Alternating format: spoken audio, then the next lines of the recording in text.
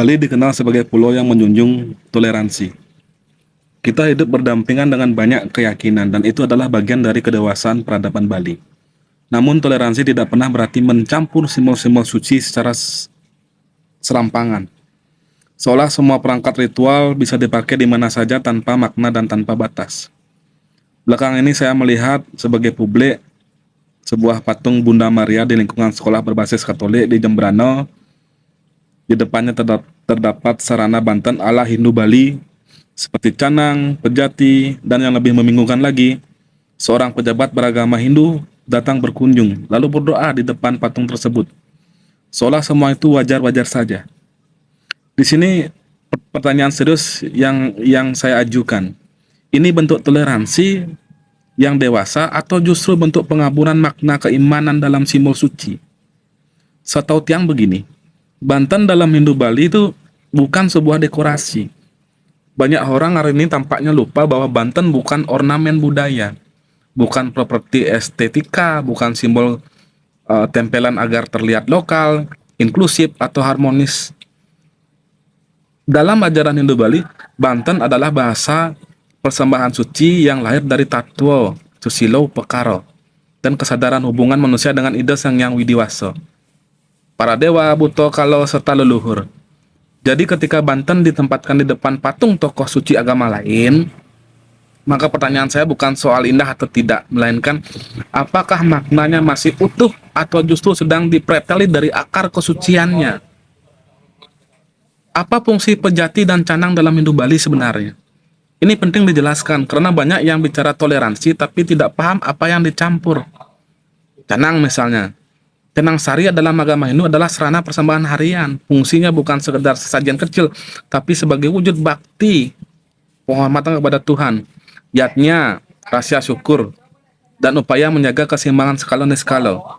Unsur canang juga penuh makna simbol, bunga, porosan, janur, warna-warna, arah dewata, dan tata susun yang terkait dengan kosmologi Hindu Bali lah. Jadi canang bukan benda netral, ia punya arah teologi, makna ritual, dan fungsi spiritual yang sangat spesifik dalam Hindu Bali. Pejati lagi. Pejati lebih tinggi lagi kedudukannya. Pejati bukan sekedar banten lengkap, melainkan sarana persembahan yang menunjukkan ketulusan niat, kesungguhan bakti, keseriusan spiritual, dan lain sebagainya. Secara umum pejati dipakai dalam konteks persembahyangan penting, upacara suci, permohonan keselamatan, kepuro, dan lain sebagainya. Maknanya bukan tempelan budaya, melainkan pernyataan batin, simbol kesungguhan yatnya, dan bagian dari sistem ritual Bali yang utuh. Jadi, kalau pejati atau canang dipasang di depan patung Bunda Maria, pertanyaan saya menjadi sangat wajar. Sedang dipakai untuk apa? Dalam kerangka teologi siapa? Atas dasar ritual apa? Kalau tidak jelas, maka itu berpotensi menjadi pengosongan makna.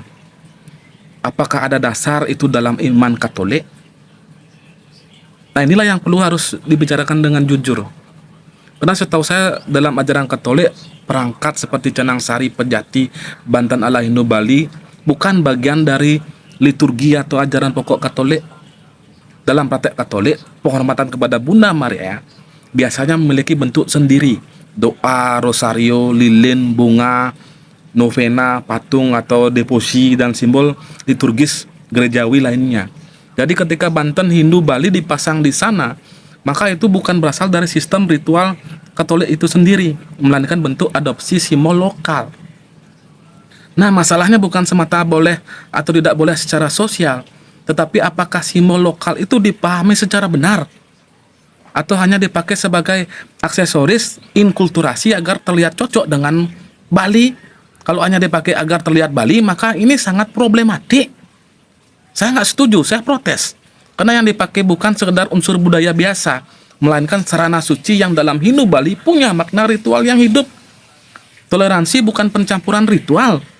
Ini inti yang harus ditegaskan, menghormati agama lain, terus menjunjungi tempat lain.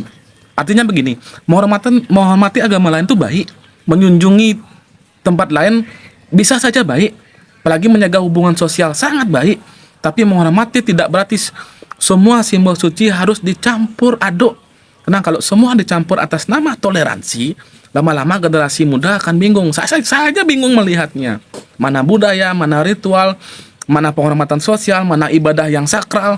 Dan kebingungan itu sangat berbahaya.